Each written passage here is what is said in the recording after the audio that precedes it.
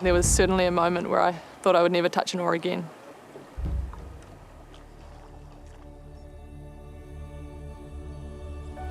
Getting fourth in Rio was devastating.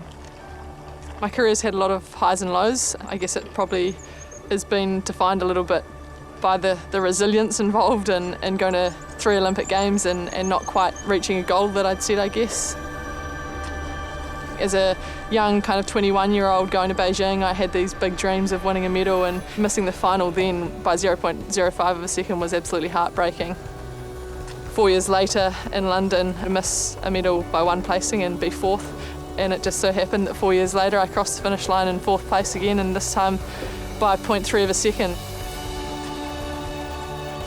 You know, this was kind of 8, 9, 10 years worth of slog, and I crossed the line and thought, never again. I can't put another 4 years of effort into a similar result. I put the boat on the rack and kind of walked away. I spent a decent amount of time away. Didn't really have any desire to be in a boat, and then all of a sudden I found myself in a high-performing environment in Pyeongchang and saw these athletes fulfilling their potential, having a great time and inspiring the rest of the world, and thought, you know what, this is a privilege, and there's only a certain amount of time in your life where you can be that person, and my body is able to be that person.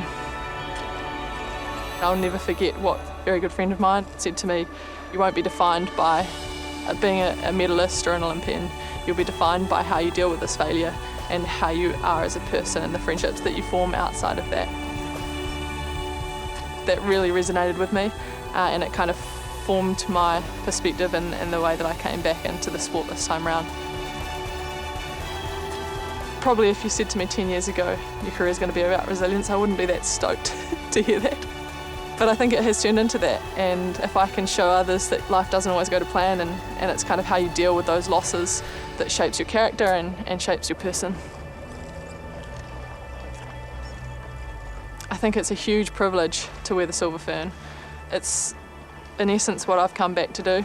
So to be sitting in the start line with the silver fern on my chest, it's going to be a huge honour, and I hope that it's something that I can do justice to.